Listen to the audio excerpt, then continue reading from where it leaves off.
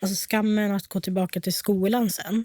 Alltså som att man nyss inte blev utsatt för ett betalt övergrepp. Alltså, jag kände att alla kunde se igenom mig. Alla visste vad jag hade gjort. Men det var ju ingen som visste.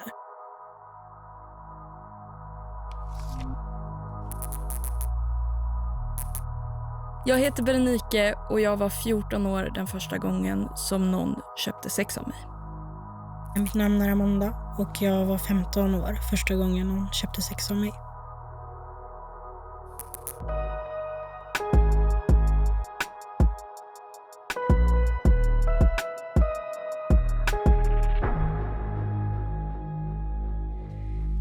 Hur såg ditt liv ut innan du började sälja sex?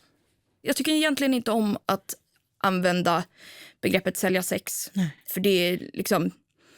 På något... Det lägger ju ansvaret på kvinnan eller den som säljer. Ja, precis. Och också liksom att det på något sätt så är bara att säga det känns som att nästan att det bekräftar att man kan liksom köpa samtycke av någon.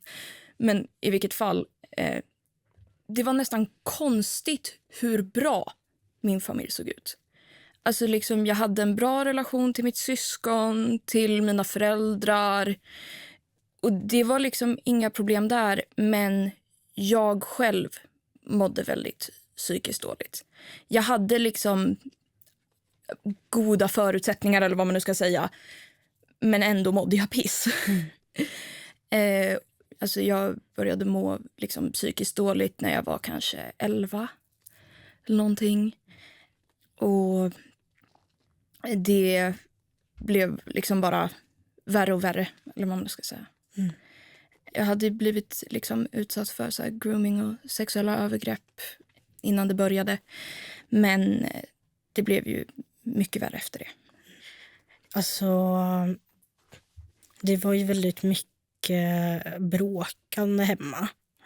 Och skrik och parallellt till allt det som skedde hemma så blev jag utsatt för grooming. När jag från ungefär 10 års ålder. Och så var det lite svårt i skolan också. Men utåt sett så levde jag ett helt normalt liv som en 15-åring kan göra. Jag gick till skolan, jag hade ändå fritidsintressen, vänner etc. Men alltså att vi blev utsatta för grooming. Alltså när man redan har skickat nakenbilder eller alltså videos eller visat sig en webbkamera etc. Så steget att börja sälja sex blir ju mindre på ett sätt. Också på något sätt att jag i alla fall kände så här typ att ja, men, min kropp var inte bara min. Men jag tror verkligen grooming är verkligen, alltså från vad jag har hört från andra också, att det är en grej som väldigt många utsätts för som sen liksom hamnar i den här situationen. Och sen så tänker jag också det här ruset när man skickar en bild eller video eller visar, alltså man får ju som en typ av uppskattning. Ja, alltså den där bekräftelsen. Ja, från den som groomar en. Ja. Och det blir jättefarligt när, om man säger att någon som har blivit utsatt för grooming helt plötsligt börjar träffa någon som groomar en. Då blir det liksom, då är det ju inte bara online. Utan då får man ju den här bekräftelsen fysiskt och det kan ju gå hur fel som helst. Ja, alltså den där bekräftelsen, det var ju någonting som, alltså det blev, jag blev nästan beroende av den, alltså det var nästan Samma. Ja, alltså den där uppskattningen var verkligen, alltså det blev nästan en drog för mig. Liksom att någon kallar en fin eller liksom kommenterar ens kropp. Alltså ger massa komplimanger. Det blir som alltså, en drog. Ja, verkligen. Och sen när jag liksom hamnade i den här utsatta situationen så blev det också en tanke i mig att men det blev liksom ett steg till i behovet av bekräftelse att den här personen är liksom villig att betala för att vara med mig. För mig så började den här liksom groomingen med att jag skaffa sociala medier så som man gör, I guess. Och liksom folk började skriva till mig och skrev tillbaka. Det började med liksom så här, som en vanlig liksom konversation mellan två vänner. De är väldigt bra på att vara snälla. Ja, och liksom precis. verkligen få ens förtroende. Ja, men precis. Och sen... Jag har sett några av bilderna du lagt upp på Instagram. Du ser väldigt fin ut. Skulle jag kunna liksom... Kan du skicka en till bild på dig?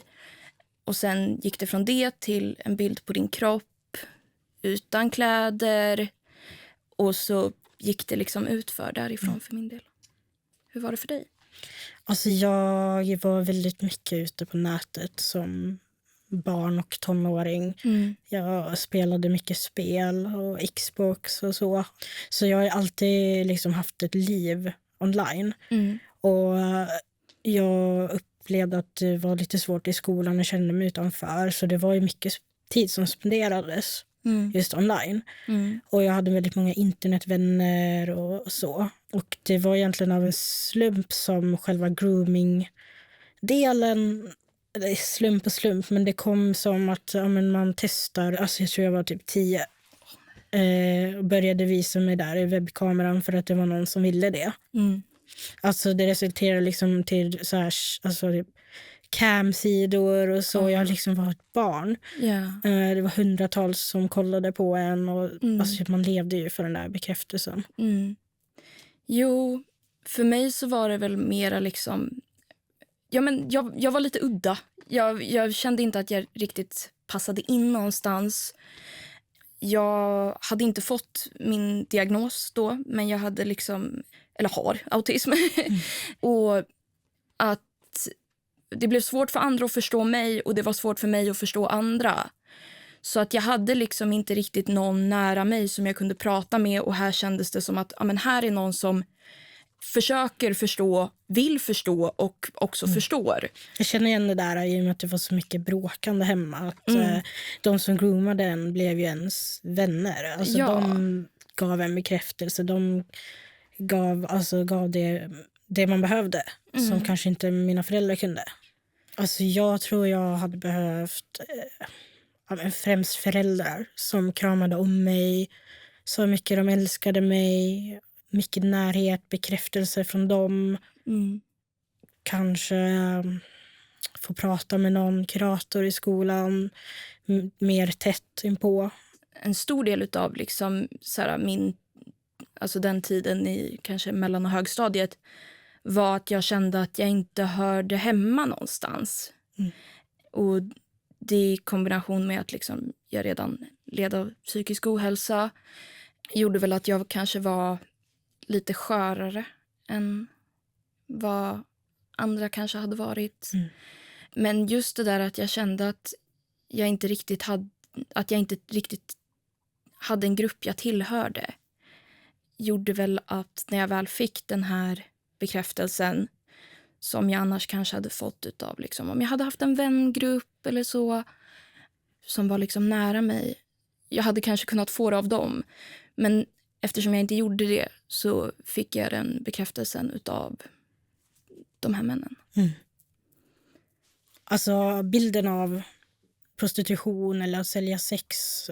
Jag var ju väldigt ung när jag började. Så det är egentligen så här mest från... man hör någon kalla någon för hora i skolkorridoren. Man får veta att det är ett dåligt ord. En hora vill man inte vara. Eller man ser från filmer eller serier liksom hur det porträtteras.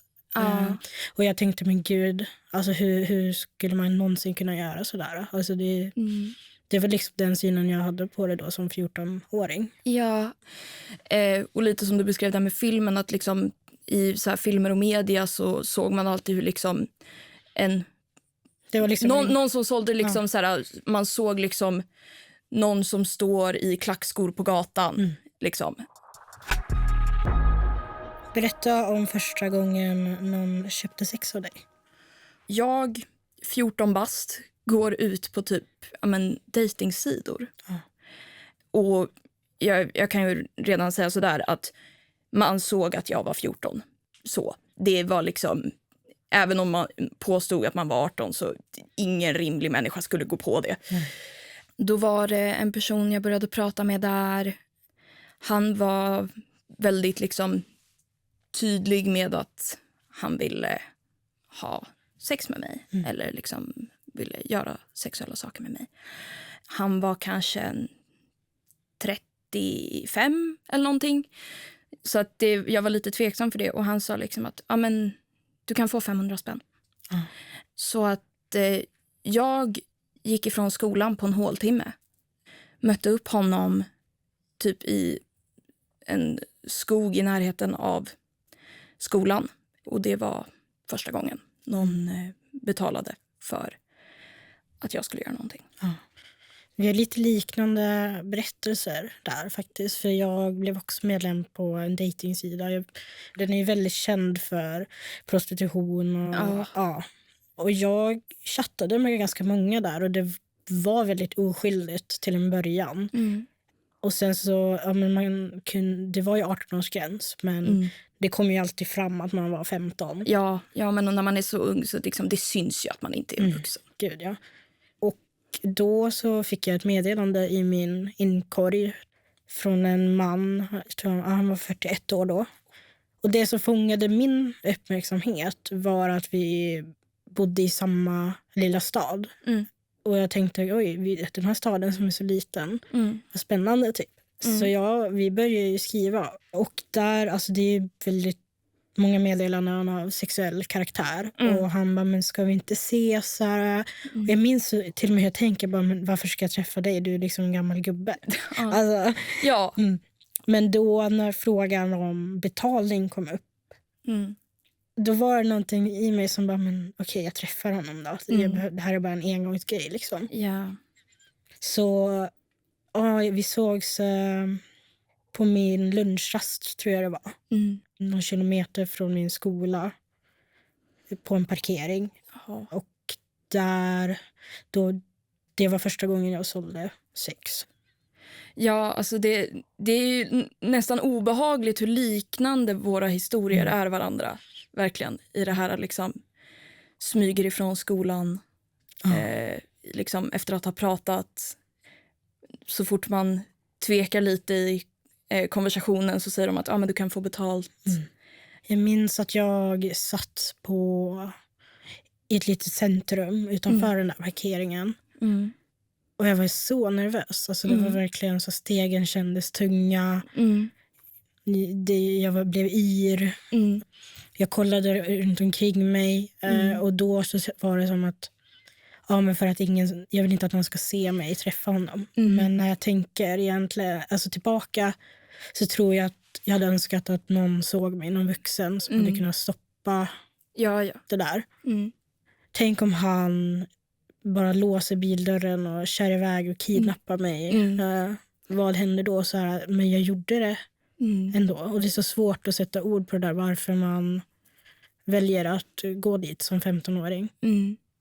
Jag var inte rädd, men det tror jag har att göra med att jag inte riktigt förstod liksom allvaret och riskerna i situationen. Men jag var nervös, väldigt nervös. Jag minns att jag satt liksom utanför matsalen och väntade för att vi skulle mötas upp ganska liksom nära skolan. Och att jag liksom höll i telefonen och han sa liksom, men jag är där om 5 minuter. Och jag kände liksom så här, hjärtat bankade, det var liksom, pulsen var jättehög. Jag var nervös och sen när jag skulle ställa mig upp så var jag så här bara, okej. Spagettiben. Ja, verkligen, verkligen. Och sen efteråt minns jag verkligen hur otroligt smutsig jag kände mig. Alltså skammen att gå tillbaka till skolan sen och låtsas som att man inte... Att inget har hänt. Ja, alltså som att man nyss inte blev utsatt för ett betalt övergrepp. Alltså, och det kändes så här när man kom tillbaka till skolan. Alltså det blev som att jag kände att alla kunde se igenom mig. Alla visste vad jag hade gjort. Men det var ju ingen som visste. Nej. Jag minns att jag tror att det var typ så här, om det var 1 eller 2 lektioner kvar den dagen. Så att istället för att gå till skolan så sprang jag hem och satte mig i duschen. För att jag kände mig så smutsig så att jag liksom tänkte att jag fysiskt skulle liksom tvätta bort smutsen, eller vad man nu ska säga. Så att jag liksom skrubbade mig och liksom så att jag var helt röd när jag liksom och satt i duschen och liksom jag minns inte om det var min mamma eller pappa, som kom hem och liksom knackade på dörren och bara, hallå, jag behöver gå på toa, typ. Alltså jag nästan sprang ut ur badrummet och vågade knappt möta mina föräldrars blick, för att du sa det där att det kändes som att alla kunde se igenom en. Kände du det? Jag kände ju det. Och liksom, så att jag bara sprang förbi och de blev ju alltså jätteförvirrade. Alltså, vad är det med henne? Berättade du för dem vad som hade hänt? Nej, jag gjorde inte det. Och jag tror också att det var svårt för dem att förstå vad som hade hänt, för att jag mådde ju redan så otroligt dåligt. Det kunde ju lika gärna varit att jag liksom, hade en panikattack, vilket jag hade ganska ofta. Så att det kanske var svårt för dem att avgöra att det var något speciellt. Nej.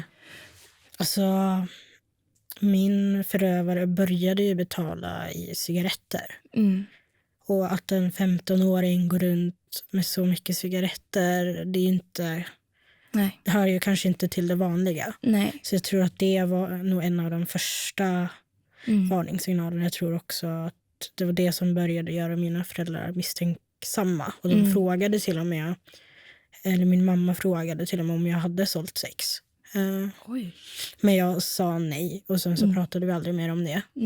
Men jag tror att det nog var det största. För jag mådde också väldigt dåligt och kan få relatera till det du säger. Första gångerna jag träffade min förövare så tänkte jag, men det här är bara något jag gör nu. 1 eller 2 eller 3 gångers grej. Men det bara blev att vi fortsatte ses.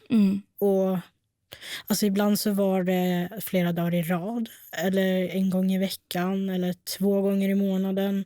Det var väl inte så här en fast dag eller tid, men det bara fortsatte. Alltså jag såg det som att jag säljer sex. Ja. Jag blir inte utsatt, jag får ju betalt för det här. Och alltså det började ju för mig av ekonomiska skäl. Jag var 15, jag behövde cigaretter. Vad bra, han ger mig cigaretter. Men jag har funderat på det, att om det verkligen var av helt ekonomiska skäl, varför fortsatte jag då träffa honom? För 4 cigarettpaket är ingen stora mängd av material att få. Nej, framförallt inte om man tänker liksom så lite för någonting som gör så mycket skada. Inte för att liksom någonting är liksom tillräckligt för den skadan som det gjorde. Nej. Men det känns som, alltså det var, även om det kanske började som att det var av ekonomiska skäl, så var det nog inte bara den ekonomiska aspekten som... Kände du att under tiden ett övergrepp kunde pågå, att du som stängde av eller Jag stängde verkligen av. Efter att det hade skett några gånger framförallt, så hittade jag liksom en metod av att jag stänger av, zonar ut, sätter på mig en persona typ av quote, den lyckliga horan. Hon som gör det för att hon vill, och pengarna är bara liksom en del utav det. Alltså jag lärde mig typ att dissociera på kommando nästan. Alltså det var liksom bara knäpp, och sen så var jag helt avstängd. Och det har gjort så att jag minns inte så mycket av det som hände. Jag minns delar, men jag minns inte ett helt sexköp någonsin. Och jag brukade ofta fantisera om betalningen under tiden. Tänka på annat eller dissociera. Ja, precis. Liksom så här att, låt oss få det överstökat, så att liksom, för att man såg att målet var där. Liksom. Men jag tror inte jag hade den där personen av den lyckliga horan. Utan jag tror att man såg på mig att jag inte var helt bekväm med det här. Ja, nej men i många fall så var det väl att jag tog på mig den här personen av vad de än ville att jag skulle vara. Jag kallade mig för något annat, jag hade ett annat namn, och jag sa, det var liksom att det här är inte Berenike som gör det här, utan det är Alice, som jag kallade mig, som gjorde det här. Så att det var verkligen en person. Blev det lättare att koppla bort från det? Eller skapa typ en distans? Ja, alltså det var nog verkligen en sån sak, att det var inte Berenike som blev utsatt, utan det var den här Alice. Eller vad man nu ska säga. det var inte lika nära då på något sätt. Hur mådde du under perioden som du blev utsatt? Alltså jag blev utsatt under väldigt många år. 8 år. Och jag mådde inte bra alls. Men det var ju väldigt påfrestande att dölja det. För alla man känner. Så det var ju mycket självskada. Jag drack alkohol. Jag missade nästan hela 3:an på gymnasiet. Och därpå blev jag inlagd. Utvecklade ett missbruk när jag var 19. Började ta droger under sexköpen för att kunna ta mig igenom det. Så jag mådde ju inte bra alls psykiskt. Ja. Jag blev ju utsatt under en ganska mycket kortare period än dig. Det var en väldigt intensiv period på ungefär 8 månader bara. Eller bara, men ja. Och under den tiden så kunde det vara liksom... Det var sällan jag träffade samma person. Och det var flera gånger liksom i veckan i vissa fall. Men under den tiden, alltså jag var inte där. Jag hade en väldigt nära vän under den här perioden. Och han var den enda. Han visste.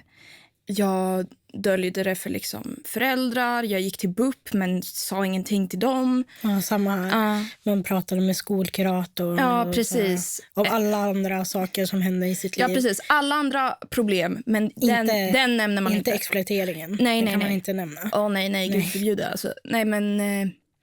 Du var väl typ disconnected? Ja, alltså precis. Jag var inte mig själv. Jag kunde inte vara mig själv. Och lite som du sa det här att man tog liksom substanser under köpen. Det gjorde jag också. Jag hamnade liksom inte i ett missbruk på det sättet för att jag fick det bara tillsammans med det här. Så att, med de här händelserna. Så att då var det liksom att men för att överleva det här så gör jag det. Men inte annars.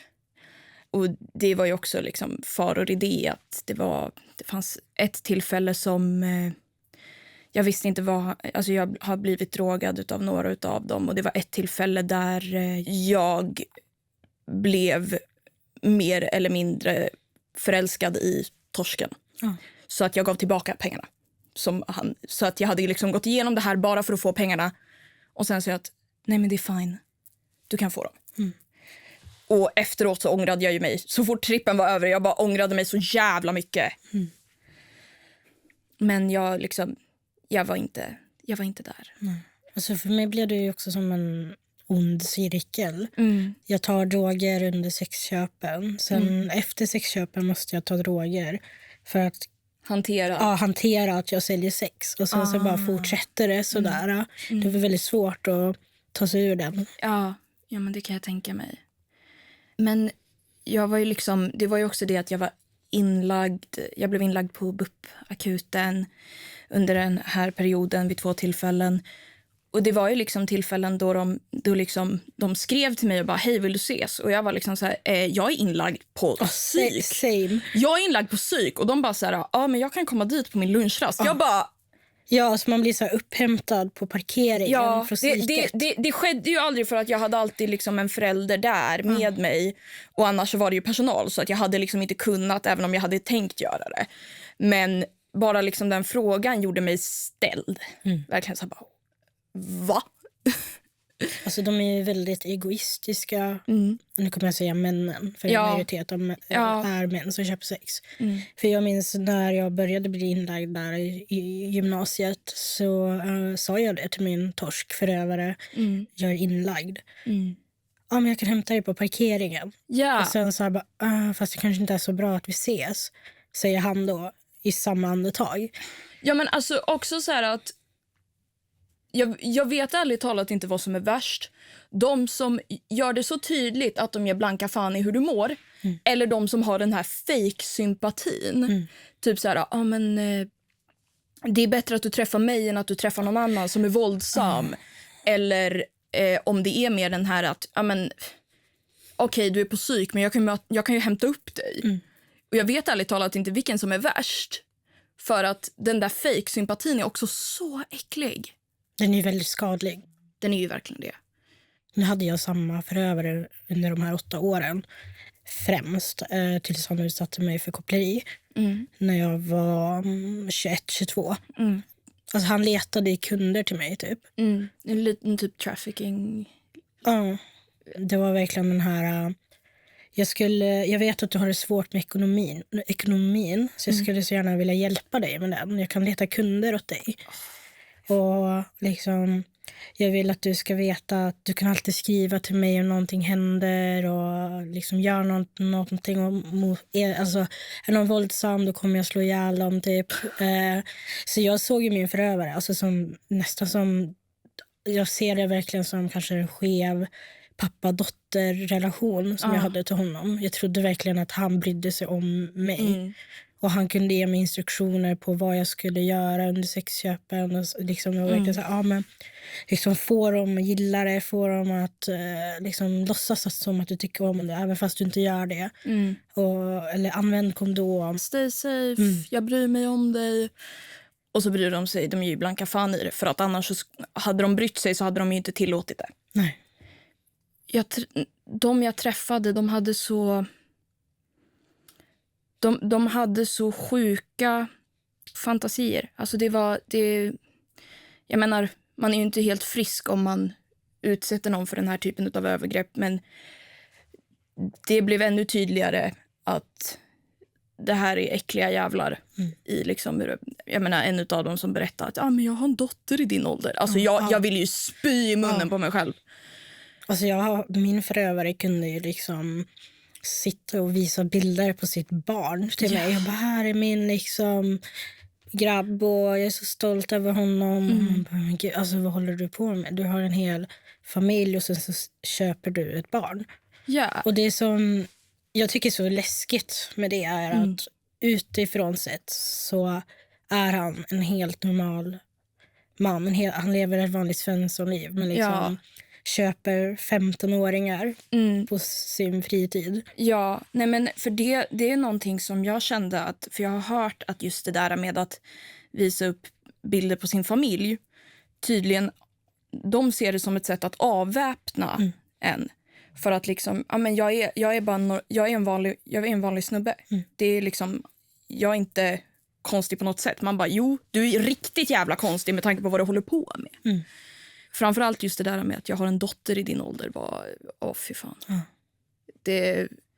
Och på något sätt så kände jag nästan att okej, men då är det bättre att det är jag än att det är dottern. Och det är ju helt sjukt att ens tänka en sån tanke. Ja, jag tänkte också liknande med hans barn. Att bättre att han köper mig än att ta på sin unge. Ja, precis.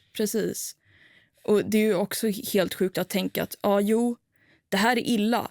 Men det är i alla fall inte incest. Alltså det är liksom, ribban är så jävla låg. Jag var rädd att om jag nekade eller sa att nej, jag vill inte göra det där, så var jag liksom rädd att det skulle sluta illa för mig. För att jag kände att jag hade sålt min rätt att säga nej i det där. Alltså jag upplevde också så här, alltså det var ju mycket sexuellt våld. Alltså, så jag tänkte på det där. Skulle han göra så med sin fru? Eller är det här bara okej för att han köper mig? Ja, men jag tror väl att... Det blir som att betalningen rättfärdigar. Att det kan bli grövre. Ja, nej men det tror jag verkligen. Jag tror att just de som liksom har relationer, att de ser det som att men min tjej skulle inte gå med på det här. Därför köper jag rätten att göra det till någon. För att jag vill göra det mot någon. Men det är ingen som skulle vilja göra det om de inte fick betalt. En av mina sexköpare bara, men min fru liksom har hälsoproblem. Och vi kan inte ha sex. Så det är därför jag köper sex. Ja, det är så synd om mig. Offerkoftan. Verkligen. De säger samma sak allihop. Eller vissa som bara rätt upp och ner bara säger, men det är enklare än att haffa någon på krogen. Man bara, och hur är det mitt fel? Alltså, Jag undrar varför du förgriper dig på barn. Ja. Och det är så svårt det där. Jag tänker jättemycket på det. Men alla är så olika fast så lika varandra på ett sätt. Det krävs ju något speciellt för att överhuvudtaget tänka tanken. Och ändå så liksom, enligt statistik så kanske det inte är så speciellt, för att statistik säger att var 10:e man kommer eller har har gjort det någon gång i sitt liv. Sen behöver det inte innebära att det är så här systematiskt eller att man har gjort det i Sverige. Och så, det är sjukt. Alltså statistiskt sett så känner vi alla en... Ja, alltså jag menar, när jag läste det först så blev jag så otroligt paranoid.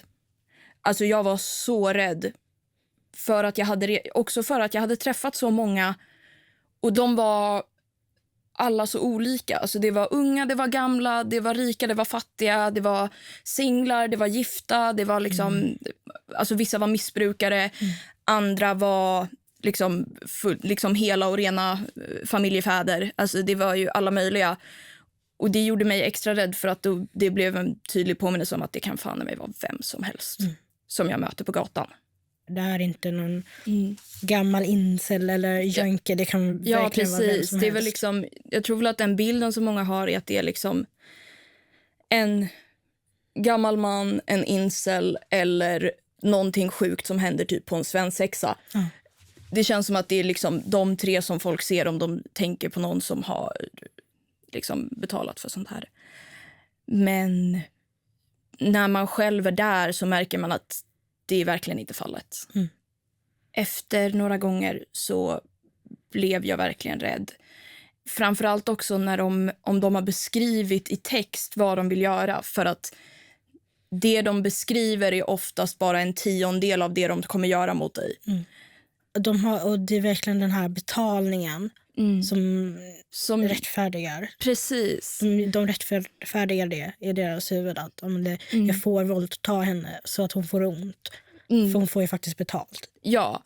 Jag var väldigt rädd när jag skulle träffa nya kunder. Alltså, liksom, speciellt om det kommer flera. Alltså, man vet ju inte vad som kan ske. Det är ju verkligen livsfarligt, det vi har varit med om. Verkligen. Och nu när jag kollar tillbaka på det så är jag liksom så här, känner jag nästan att men det är ett mirakel att jag överlevde det där. Att någon av torskarna inte tog våra liv. Alltså... Ja men verkligen, för att det var vissa tillfällen där de var så våldsamma att det hade inte varit helt omöjligt. Och det är så läskigt att tänka. Det är jätteläskigt att tänka på det. Även om jag vet att jag är säker nu.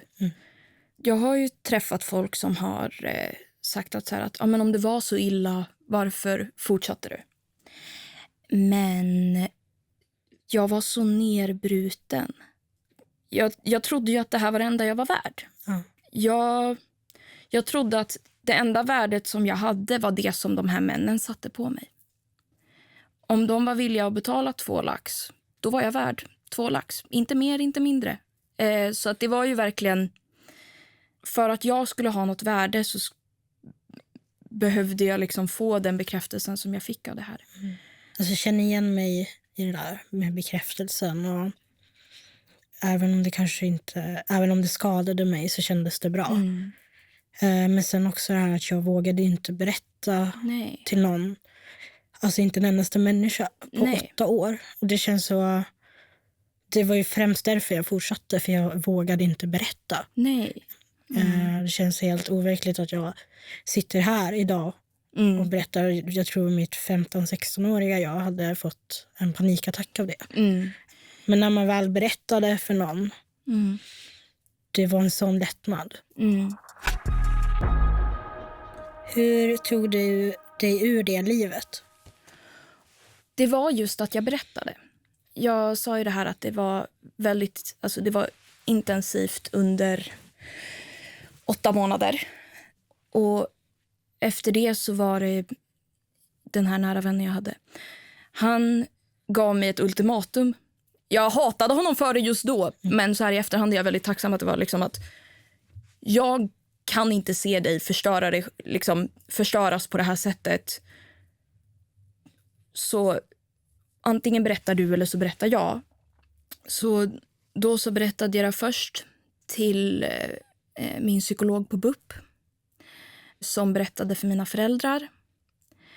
Och det dröjde väl, vad kan det vara, inte ens 2 månader från det att jag berättade till att jag satt i en bil på väg till ett behandlingshem.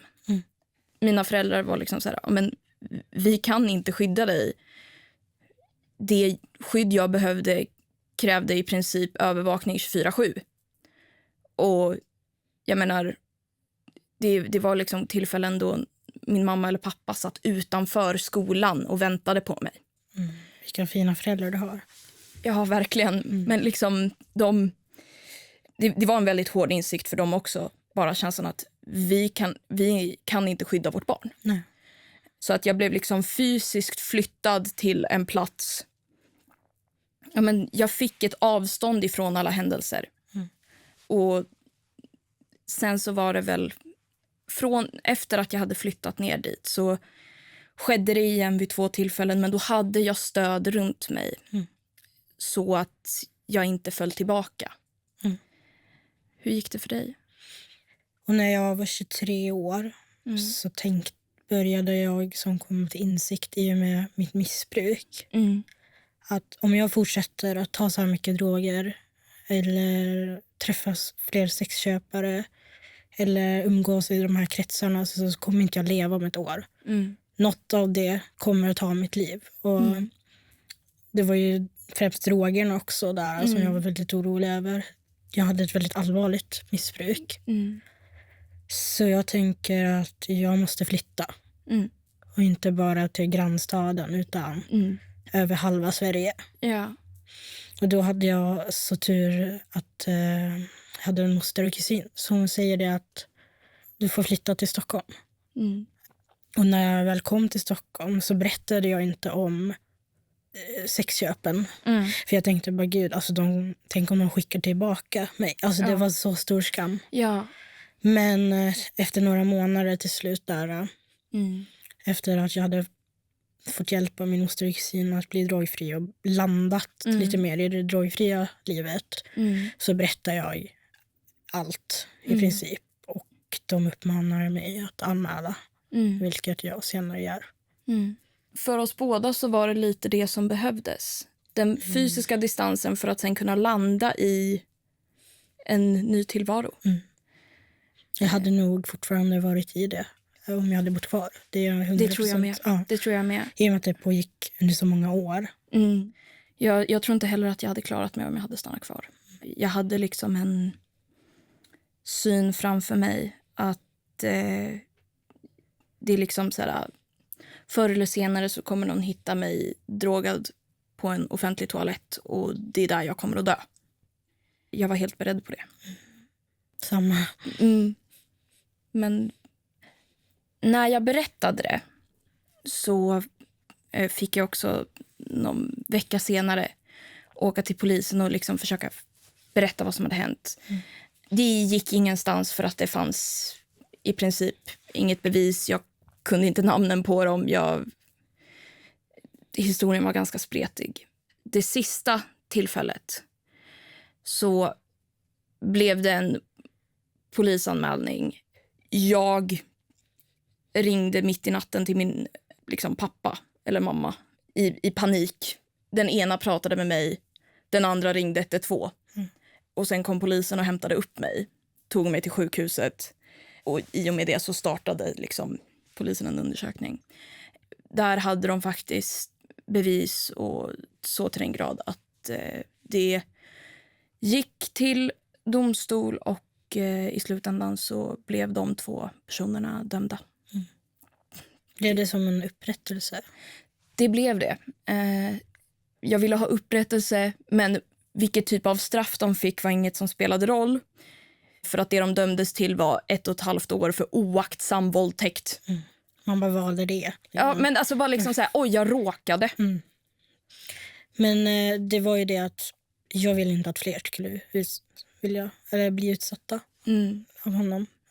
Men tyvärr, i och med att det pågick under en så pass lång period så har allt förutom koppleriet det preskriberades. Ja, preskriberats. Jag fick ju till och med fysiska komplikationer och har liksom behövt gå igenom runt 18 operationer i underlivet på grund av det han har gjort. Och det är liksom inte någonting han kommer att åtalas heller för, utan det är bara koppleridelen. Så det känns som att mycket av upprättelsen... Fy fan. Ja. Alltså det är verkligen fruktansvärt. Alltså, ja. Så det är jättetungt där, men samtidigt får man tänka att upprättelse är någonting man kan skapa själv också. Ja, men precis. Hur mår du idag och hur har det påverkat dig? Idag mår jag faktiskt väldigt bra. Jag känner att jag har inga större bekymmer i livet. Men det är såklart att det påverkar. Och det är någonting som vi kommer måste leva med kanske i resten av våra liv. Det här. Men till exempel att ha kärleksrelationer kan bli väldigt svårt. Just med den här intima delen. Och man har väldigt svårt att lita på andra. Jag mår bra idag. Men det tog lång tid. Det krävdes 10 månaders intensiv dialektisk beteendeterapi. Alltså typ 4 timmar i veckan. Traumabehandling på det. Den är tung. Traumabehandlingen. Ja, och liksom bara det här att de måste se till att du liksom att du är stabil nog att kunna gå igenom en traumabehandling för att det är jättejobbigt. Så det krävdes väldigt mycket för att jag ska kunna känna mig fine nu. Men visst, det poppar upp ibland. Men det är inte alls på den nivån det var då. Jag har väldigt stora problem just det här med dissociation och så. Jag zonar ut väldigt mycket. Ja. Och det får mig att tänka på det här som vi nämnde, att vi zonade ut under övergreppen. Att det kanske var min hjärna som har lärt mig att det är en typ av överlevnadsstrategi. Ja, precis. Det är ett sätt att fly från situationen på ett sätt. Men jag har ju fortfarande spår av det. Och det kommer jag nog alltid att ha. Vissa av de där såren kommer nog inte riktigt att läka helt, men jag kommer nog lära mig att hantera dem bättre. Nu ska vi svara på era följarfrågor. Vad skulle du säga till en ung person som funderar på att testa att sälja sex? Oj.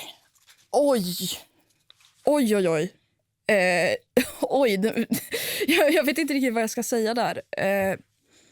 Jag tänker att bilden av den lyckliga horan och som man ser i sociala medier, OnlyFans, kreatörer, det är ju ingenting... Det är en otroligt romantiserad bild. Ja, precis. För varje gång man säljer så förlorar man en bit av sig själv. Och jag skulle bara vilja påminna om att det finns bekräftelse som du kan få på andra sätt. Som är mycket mer hälsosam. Som inte skadar. Precis. Är det sex eller våldtäkt? Alltså det är betalda övergrepp. Skulle jag benämna det så. Alltså man köper ju en annan människas samtycke. Ja, men alltså, eller det är ju i alla fall det de ser. Jag skulle väl säga att förövarna ser det som sex. Men offren är offer. Om jag skulle sätta det i en kategori av är det sex eller våldtäkt, skulle jag säga våldtäkt. Ja, men. Vi var ju barn när vi började.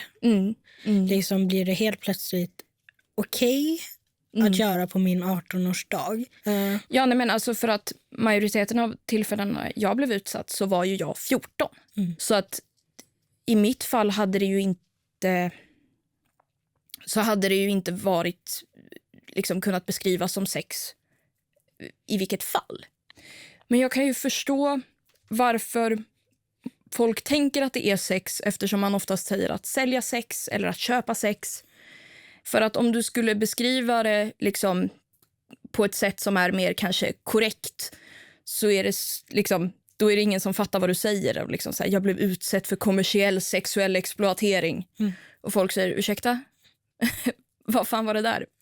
Men det är väl för att just sälja sex är en beskrivning som många förstår. Vad tycker ni om sexköpslagen?